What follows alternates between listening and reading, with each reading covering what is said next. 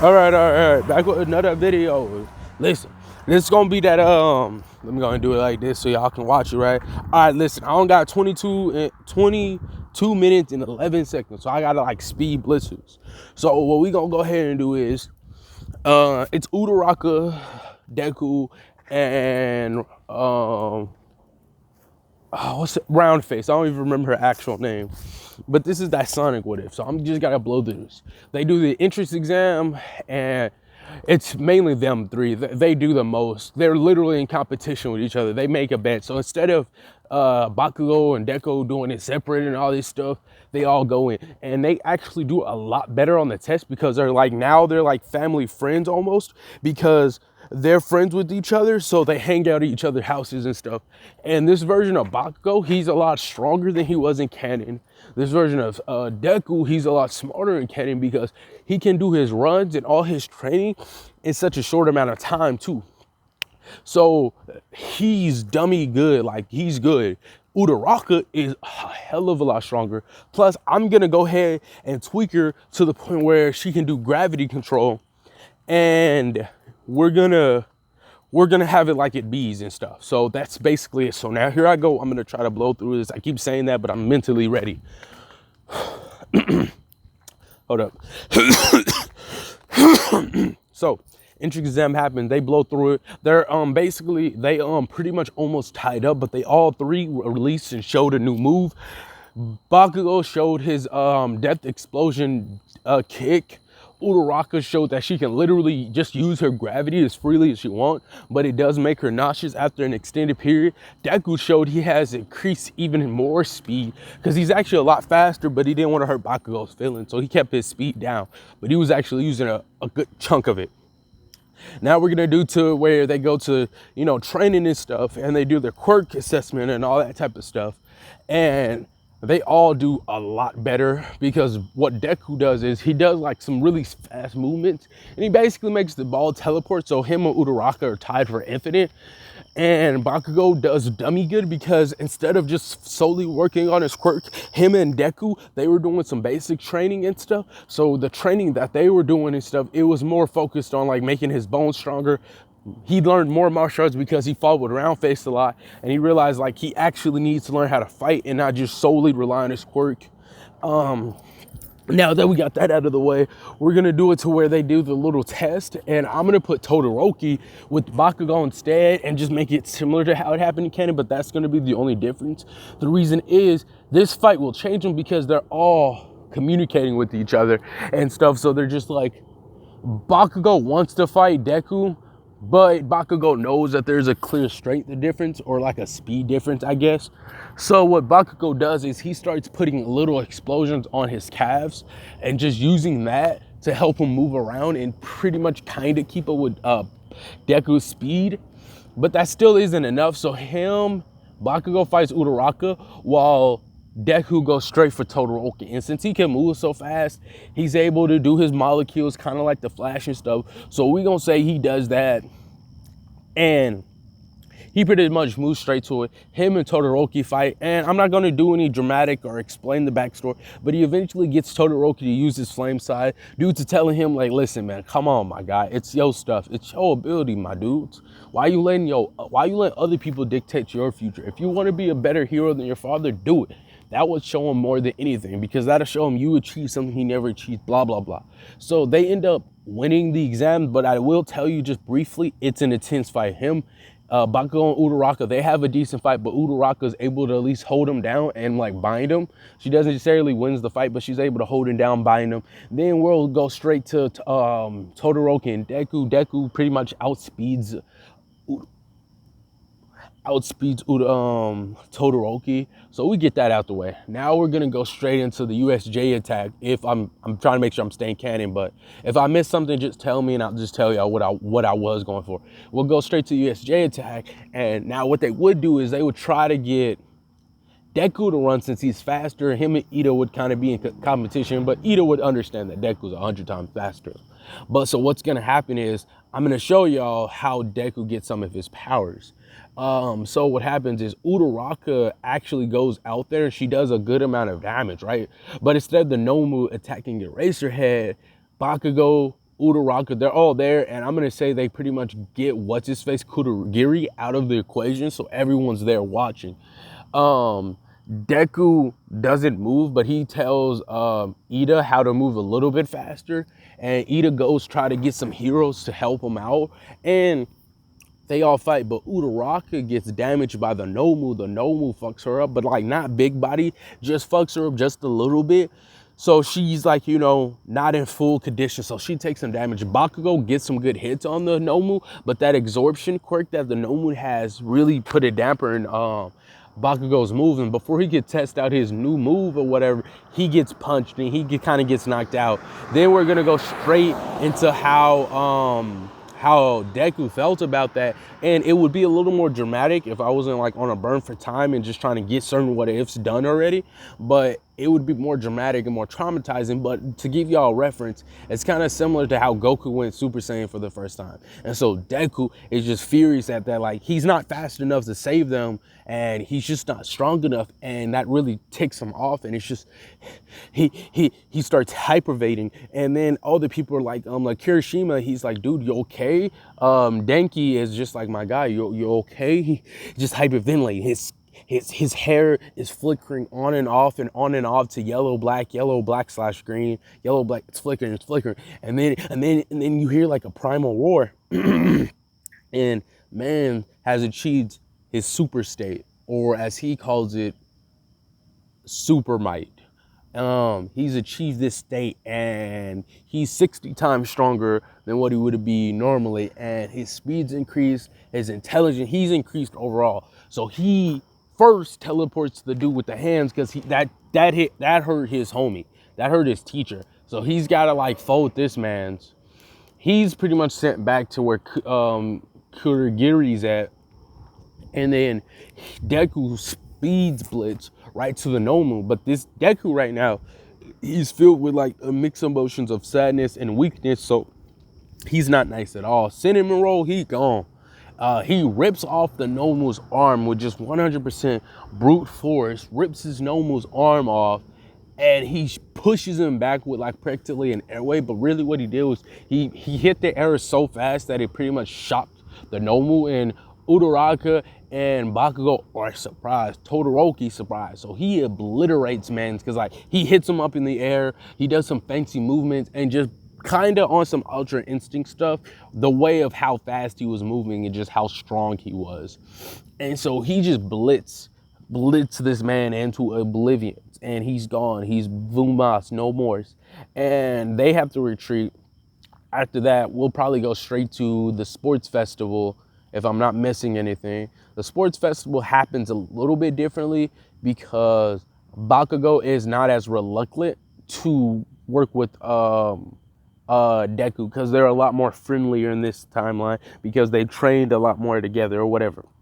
So how this is going to play out is, during the cavalry race, Deku didn't master that form just yet, but he got in the hang of it. He just needs one more catalyst to really get comfortable with the form. And so they all go out about doing their thing. The race, Todoroki tries to do that ice stuff, but Bakugo, Uraraka, and Deku, they're already blitzing it. Uraraka's basically using her gravity control to fly. Bakugo is using his explosions all around his body to basically propel him and pretty much fly. Deku's gotten to the point where he's just so fast he could literally practically run on air, and he's just running really fast. He's in the lead. Uraraka and Bakugo were tied for like second, and Todoroki's in third, but this Todoroki's different because he's using his flames off the rip. So he's using his ice to help him get some good distance, and he's also melting it so the people behind him slip on the icy, like basically we're gonna call this black ice, but Todoroki's kind of getting left behind. So they gated, and what Bakugo and Uraraka do is they look at each other and they accept that they won't be able to beat Deku unless they work together. So what they do is Uraraka grabs Bakugo and she uses him as a catalyst, and they basically are flying together. So she helps him help him lighten up his limbs so he can move faster, and they're all basically gunning, like they're moving together. So they're moving so fast that they're actually keeping up. It's actually hard for them to move this fast because it's almost hurting them, but Uraraka is using her gravity to like define the wind and stuff to keep them in, like basically they're moving so fast they pretty much broke the sound barrier. And they're like telling Deku, and Deku's just running as fast as he can. And all of this is happening so fast that the bombs themselves don't even explode until like later, because they're just moving so fast. And with them moving like that fast and going that good, they're literally like rushing. And then so they're an inch away from the finish line, and Deku turns around, and he like, it almost looks like he shot a blast at them, but all he did was like really move his hands really fast, and it like throw their trajectory off just like a millisecond, and like Deku turns back around, continues running, and he's immediately in the finish. He finishes first. Bakugo and what's that female name? Uraraka, they finished like right in second. But I'm gonna probably say that Uraraka knew what was coming because she's fought Deku a little more, so she was able to kind of change her trajectory. She pulled Bakugo up with her a little bit, so she used the momentum that he was about to lose to hit her, so she used his body to push her to help her move, and Bakugo felt some type of way with this. So I'll just say it would either be they are tied or Uraraka got second place, but barely. And after that, we'll go straight to the cavalry battle. The cavalry battle will be different because it's going to be Bakugo. He actually doesn't mind following Deku's lead in this case, because Deku's strong and Bakugo respects strength. So I don't think that'd be too far out of character. Uraraka likes Deku, and she actually has mixed feelings. It's a weird little love triangle. So she actually has a little bit of mixed feelings about the group. They work and they pretty much just blitz through everybody. Then it comes down to Todoroki and them. But when Ida tries to do his little reciprocal burst at the end, it doesn't nearly work nearly as good because Deku is so much faster. He was able to see that, hit him in his engines, and pretty much stops man from doing any and everything he was doing. And with that being said, that doesn't work. And so it's gonna, and then for the copycat guy, Deku takes him out personally just for Bakugo, because he was insulting Bakugo. So he basically moves so fast it almost looks like he never left. And basically Deku just blitzed through everybody because he's moving so fast no one can see him. Minato, his little crew or whatever, they were so sneaky and catching people during the confusion because Deku didn't waste any time getting low bands. He was getting the higher ones. So actually this is the setup, right? It's going to be Deku in first place with his group. Then it's going to be Todoroki in second, and then Mineta's crew in third, because they actually were doing fairly decent because they were catching people off guard and stuff. So with that being said, we're going to go straight to the battles and stuff. Battles are going to be a little different because Deku was able to move so fast. He was able to make like not time, but copy clones of them and stuff, right? And so with that being said or whatever, he did that, and immediately right after he did that, he was able to talk to dude that with the brainwashing quirk. He say, yeah, my quirk is amazing. It helps me move fast. I had to work for everything else. Basically doing the same thing he did in canon, but with the whole fact of telling how he had to learn how to fight. He had to learn how to do this. Don't solely rely on your quirk like Bakugo. Well, it doesn't say Bakugo. He says Kanchan. Kanchan has an amazing quirk, but he actually has to understand how hard to work, and he actually had to do good training, and we train. Like, I'm good, but yes, I worked for being this good. Yes, my quirk may have held me out and all that good stuff, but I still had to train. I still had to do martial arts. I still had to learn how to actually fight. The same thing goes with Uraraka. Her quirk wasn't really good, but she kept working at it and it helped it out. So he beats him easily. Then we'll go straight to the fight where it's like Uraraka and Bakugo. And I would do like a big dramatic clash, and I don't really know who would win, but they would go at it for a little bit. But I'd probably say Uraraka's a little bit stronger than Bakugo just because she literally can control gravity. But Bakugo does like this move called Final Explosion, and that's similar to like what Vegeta did in the Tournament of Power, where he blows up everything in proximity. So he blows everything up, and that damages Uraraka, but she's able to push the mans out of the ring at the last second. Then we're gonna go to Todoroki and Deku's fight. It would be a good fight, but Deku's so fast that it's not a good fight, and he's doing all this stuff, and then he lets Todoroki get a couple good looks in so people see how strong he is, and like he's throwing out big ice structure, big flame structures, but Deku easily punches him out. And then we'll get straight to the finals where it's just Uraraka and Deku. I would tell you how amazing this fight is, but what ended up happening is Deku, for whatever reason, got mad that he just couldn't beat people. Like, he couldn't beat her easily because even though he had speed or whatever, he couldn't land successful hits because her all for one makes her look, instead of muscular, makes her more feminine, but it makes her so much stronger.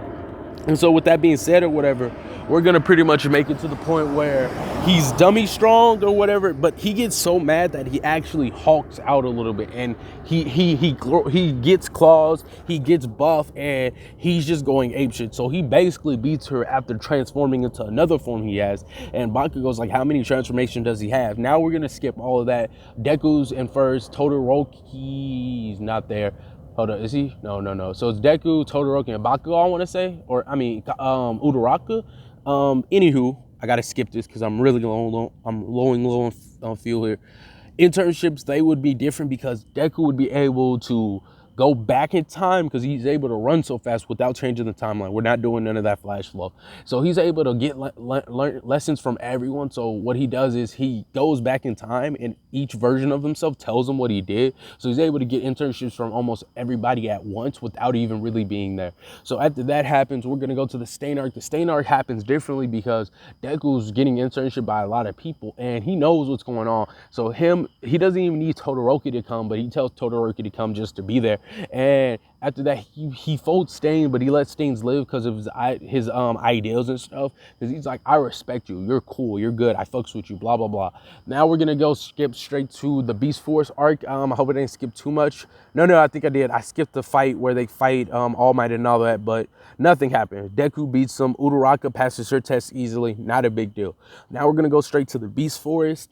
The Beast Force happens where Uraraka, Bakugo, Deku, and Todoroki, they're pretty much blowing through it. Todoroki's lagging behind, but they're all pretty, they sensed it. Like, Deku told them, like, let's go. He grabs them and they run. They split, but they do it so fast that no one noticed they left. They do that. During the capture arc, that doesn't happen because of Bakugo. Bakugo being stronger, Deku, everybody being stronger. So Deku gets, since it's a night out, it's dark, he actually gets a power boost and he turns Hulk, or the dark form, and he folds Muscular. Bakugo folds Moonfish, and then the magic guy gets beat up, but he doesn't die or anything. They don't steal nobody, they don't kidnap nobody, he's just too strong. And now we're gonna go straight to, we're gonna skip a little bit, we're gonna go straight to when All Might fights One For All, because it's different. They don't get bashed in the media and all that good stuff, but the bullet points here. All Might tries to fight him, but he's losing. Uraraka, Bakugo, and Deku, they all speedless. They basically use their powers in conjunction. Deku used his speed to get there. Uraraka made everyone lighter. Bakugo used his boost to get there, and they all arrived on the battlefield, and they was like, we got it, stand back. They're the top 3 now. So they were like, we got to step back. They were like, Uraraka, do you think you'll be able to handle this? She's like, no, I think Deku should. So what ended up happening is Bakugo first, he doesn't put up much of a fight. All Might's in the background, he's weak, he's telling them to leave. They just tell him to shut up, we got it. Bakugo loses, he gets folded, Uraraka gets folded, so it's all up to Deku now. And Deku's struggling because his speed's good, his strength isn't adequate. So what he does is he gets so angry and so mad that he actually uses his strength form, his dark form, and his super form to make a super All Might form, basically. And with that form, he's able to like get so strong that he's able to fold All For One and pretty much just save everybody because of his feeling of weakness, not being strong enough. So he's able to increase his speed and strength and agility and all that stuff, and he folds All For One. He actually puts him in worse condition than All Might does in canon. Also, that pretty much sums that up, and then we'll skip to when they do like the training arc and the new moves and all that stuff. All Might still has his All For One just a little bit. They all have a good little moment and good laugh and all that stuff. They try to get the kids in trouble, but since they did that, they already get their license since they took out one of the biggest bads altogether, because each of them wear One For All down. Now we're gonna get straight into the provisional license. They don't need to participate, so they don't, but everyone's so motivated from all that they do even better than they did in canon. Todoroki is a lot nicer in this What If, and he's more understandable in this What If, so he doesn't like hate on people nearly as much. And him and Tornado Boy doesn't have that big of an issue because he apologizes immediately because he's trying to repent for his past and not make the same stupid mistakes that he used to do. Then after that, they would face the big three. The big three actually would be different because Uraraka, Bakugo, and Deku are a lot stronger than they were in canon. So they're actually, Deku doesn't fight because he's like, y'all got, one of y'all got it. So Bakugo does it, and he actually puts up a good fight, and he's actually able to outmatch this dude's creativeness with his quirk and stuff. So he does that, he folds, man, but like not maliciously, he just able to match him up and beat him up pretty much, and that would be it. If I was doing this a little more dragged out, I would have it to where all the big three comes in, but we'll just save that for another episode. And to finish this all off, we're gonna have it to where DK comes to the cut, he grabs Uraraka, Deku, and Bakugo, and he teleports them out, and he would leave. And that would be the end of the video. Whew. I hope y'all enjoy, like, sub, and everything.